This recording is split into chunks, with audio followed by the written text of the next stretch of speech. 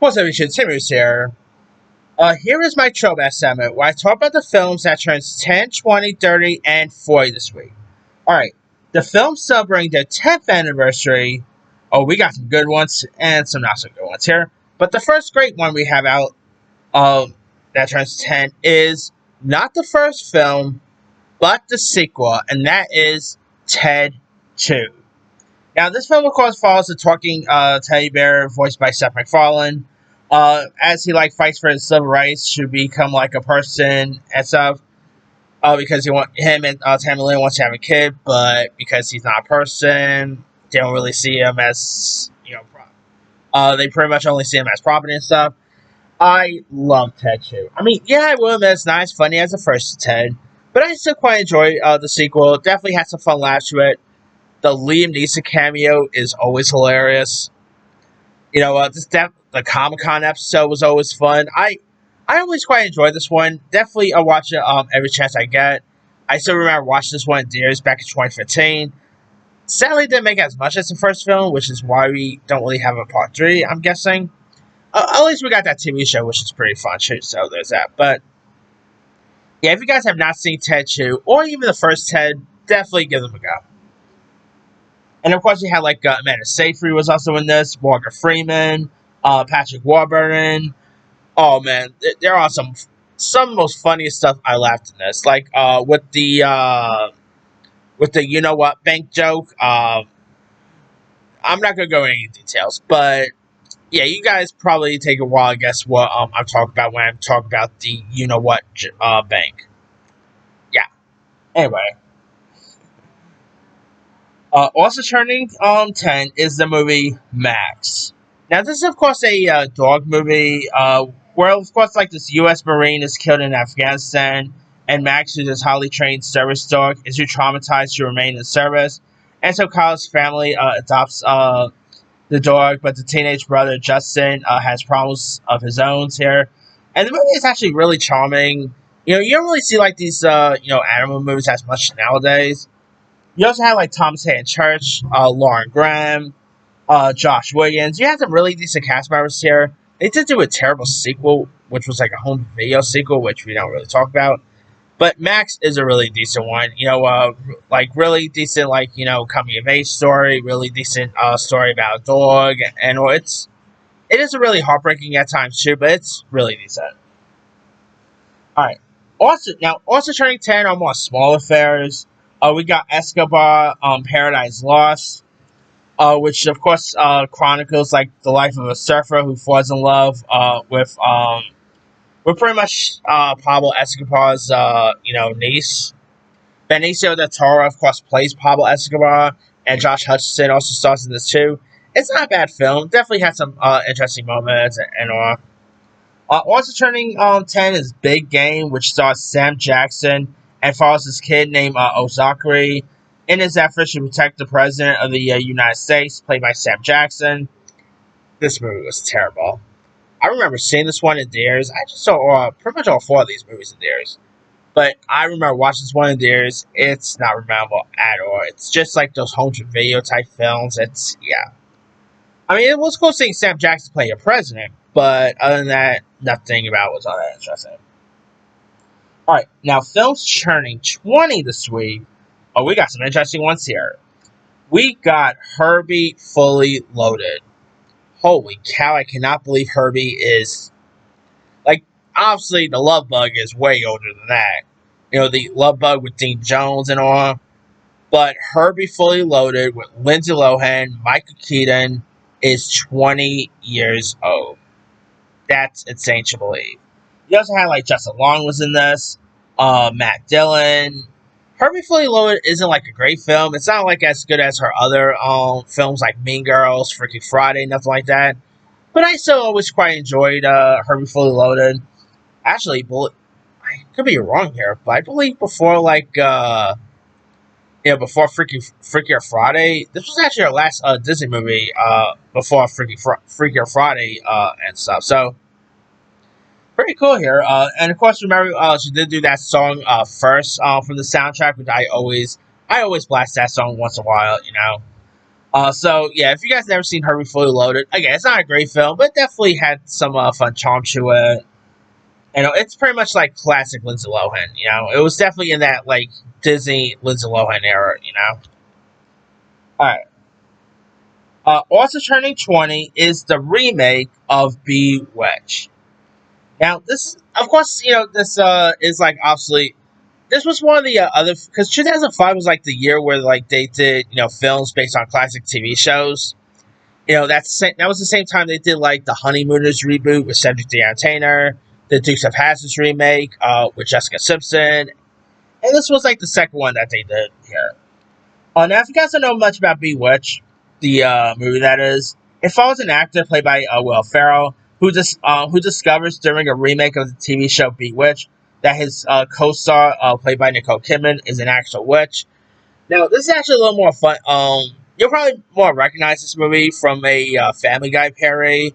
Remember that episode of Family Guy where Stu said, speaking of separate fault, by the way, where Stewie says that I forgot. I'm paraphrasing honestly, but that's just as much as I made the same amount I spent when I saw that crappy remake of Bewitched. Then he flew to LA just to knock Will Ferrell out. Oh man. Uh, Now the remake of Bewitched, let's be real, isn't a great film, but it definitely had some fun charm to it. You had like Shirley MacLaine, Jason Schwartzman, Micah Caine, David Allen Greer, Steve Carell was also in this. I mean, you definitely had some fun cast members throughout. I mean, again, this is not like a full-on remake. Like the show Bewitched actually exists in this movie. Really, it's very similar to that recent show that's on CBS. Not MacGyver. Matlock. Captain Base. It's very similar to that, where it's not a remake of the TV show because the TV show itself exists in the same universe. But it mostly is like it's its own thing and stuff. But yeah, I mean, if you guys haven't really seen like the iconic Bewitched, definitely give that one a go. But the movie definitely has some fun charm to it. You know, I mean, Will Ferrell definitely is no stranger when it comes to remaking TV shows because remember he of course did do Land of the Lost as well. This was actually better than Land of the Lost, but all right.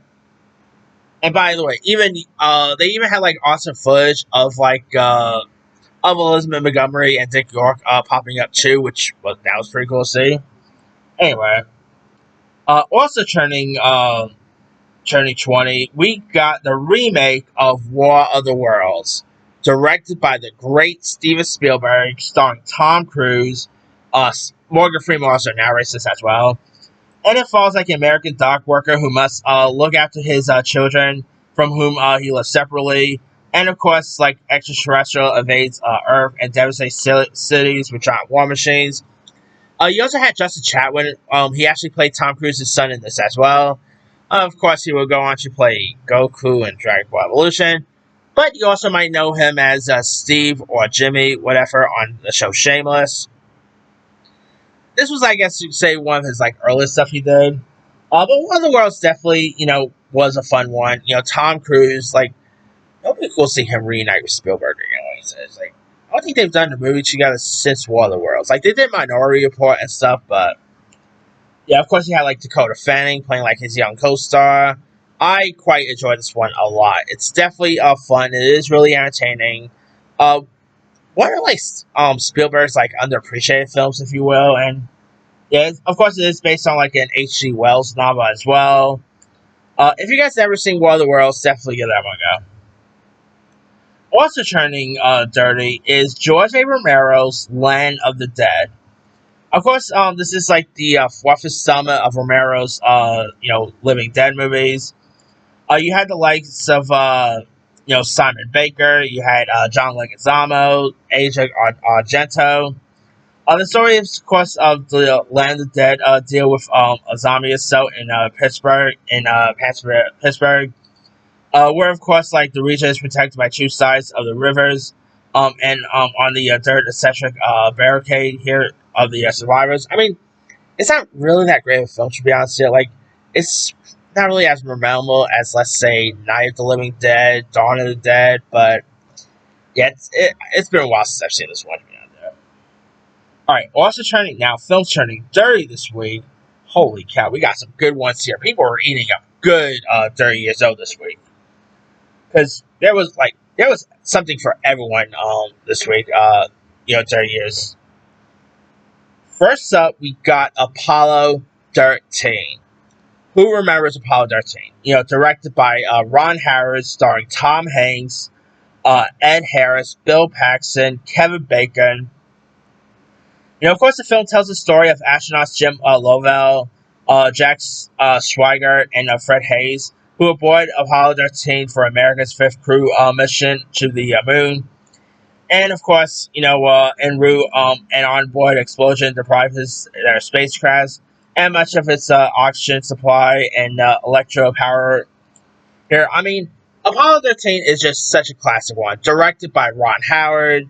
Of course, you got Tom Hanks. I mean, this was, of course, coming off of Tom Hanks' Oscar win for Forrest Gump. And Tom Hanks was so great in this one. Definitely one of his top tier best films.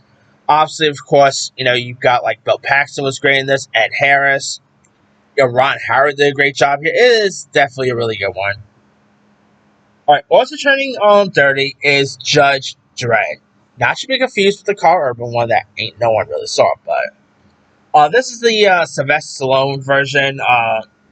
Where of course Stallone plays like the Tyro, a law enforcement officer in crime-ridden futuristic metropolis of Mega City. One, and of course you had like Rob Schneider was in this, Diane Lane, Armand Hassan, Max von Sydow, Joan Chen. I admit the Carl Urban one's a little better, but the original one definitely has some fun moments to it. Definitely has some fun action, and Stallone was pretty good in that. I'll say give the original Judge Dredd a go if you guys have seen it. For all you Power Rangers fans, also turning dirty this week, we of course got Mighty Morphin Power Rangers, the movie. I mean, I was never like the biggest Power Rangers guy. I mean, that honor would go to my brother, obviously.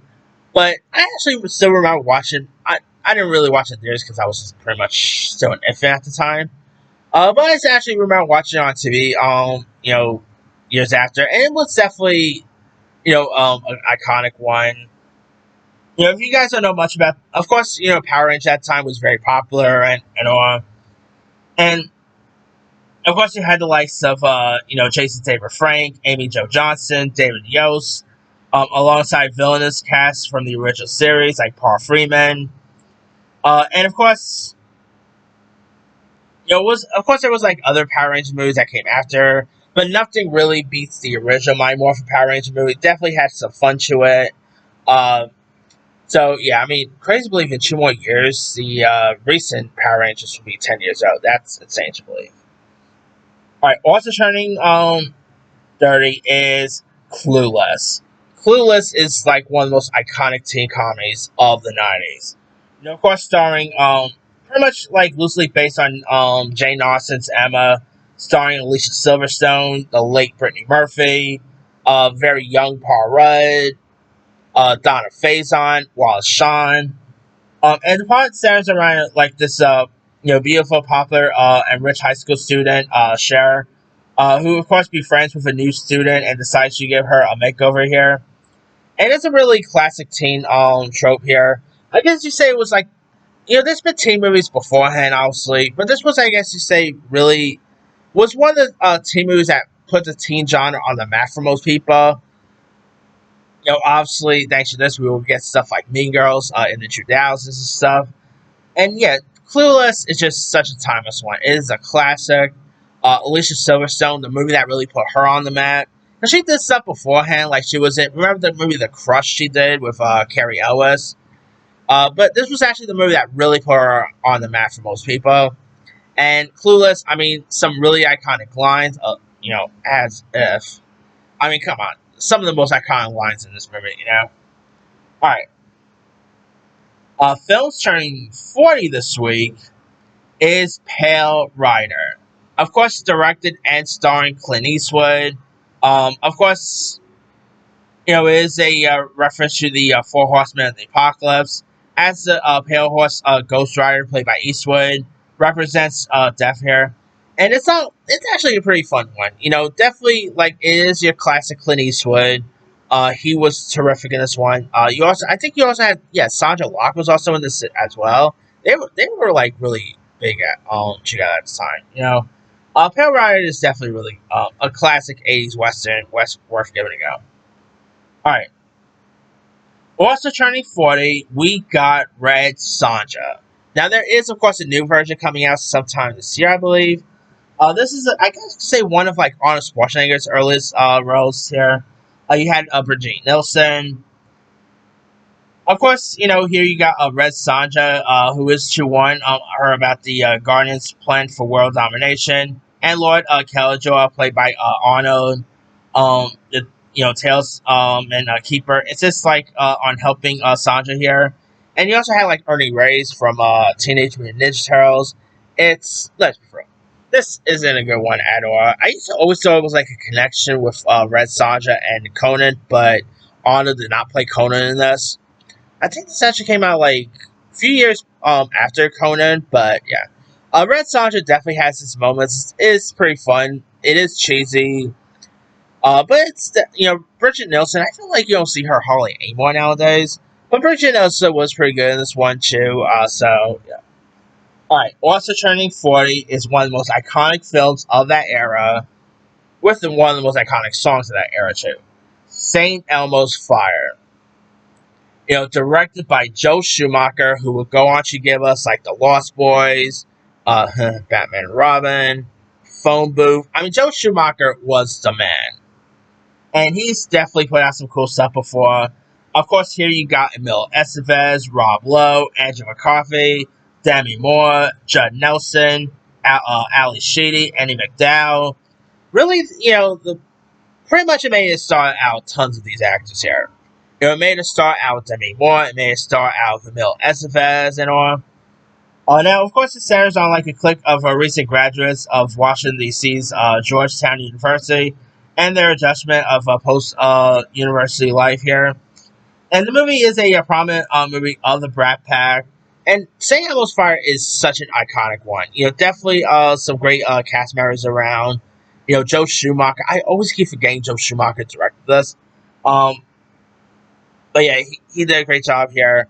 Of course, last year there was that Brat documentary called, well, Brat, which of course had like a reunion with the Brat Pack, and there is supposed like there even though Estevez is talking that there is supposed to be a sequel to this, which who knows if that's still ever happening or not. But hey, St. Elmo's Fire is definitely still iconic, man. If you guys never seen St. Elmo's Fire, one of the most iconic songs too, as well. Definitely give St. Elmo's Fire a go.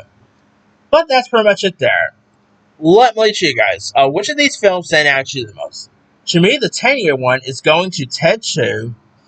The 20-year one is going to War of the Worlds. The 30-year one is going to Apollo 13. And the 40-year one is going to St. Elmo's Fire. Anyway, drop comments below. Don't forget to like, subscribe, hit that bell for notification. This is Simmy signing.